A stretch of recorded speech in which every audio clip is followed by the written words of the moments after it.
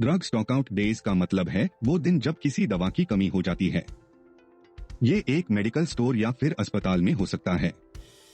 Imagine कीजिए आप बीमार हैं, डॉक्टर ने दवा लिखी है लेकिन दवा खत्म हो गई है। ये ही ड्रग स्टॉक आउट डेज है। ये कई कारणों से हो सकता है, जैसे कि दवा की सप्लाई चेन में रुकावट, ज्यादा डिमांड या फिर स्टॉक मैनेजमेंट में गलती। ड्रग स्टॉक आउट डेज का सीधा असर मरीजों पर पड़ता है, उनकी सेहत पर खतरा बन सकता है।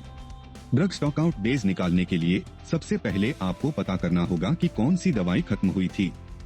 फिर अपने रिकॉर्ड्स चेक करके देखिए कि दवाई कब खत्म हुई थी।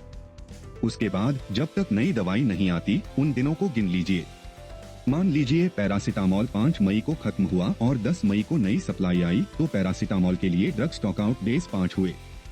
अगर आपके पास कई दवाइयां हैं, तो आपको हर दवाई के लिए अलग अलग स्टॉक आउट डेज निकालने होंगे। ये होता है आइटम वाइज कैलकुलेशन। इसके बाद सारी दवाओं के स्टॉक आउट डेज को जोड़कर उन दवाओं की कुल संख्या से भाग दे दें। Aggregate drug stock out days. हमारे पास 25 दवाइयां हैं जिनकी कुल स्टॉक आउट डेज 96 दिन हैं। एग्रीगेट स्टॉक आउट डेज निकालने के लिए हम कुल स्टॉक आउट डेज को दवाओं की संख्या से भाग देंगे, यानी 96 दिन को 25 से भाग देने पर हमें 3.84 दिन मिलता है। इसका मतलब है कि औसतन हर दवाई 3.84 दिनों के लिए स्टॉक से बाहर रही। स्टॉक आउट डेज निकालना बहुत जरूरी है। इससे हमें पता चलता है कि कौन सी दवाइयां बार बार खत्म हो रही हैं। इस जानकारी से हम सप्लाई चेन को बेहतर बना सकते हैं और दवाओं की कमी को रोकने के तरीके ढूंढ सकते हैं।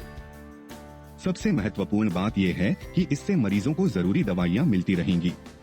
NQS और NHSRC भी ये देखते हैं कि हेल्थ सेंटर में दवाओं की सप्लाई लगातार हो रही है या नहीं। तो ड्रग स्टॉक आउट डेज को ट्रैक करके हम यह सुनिश्चित कर सकते हैं कि हमारे मरीजों को जरूरत की दवाइयां मिल रही हैं।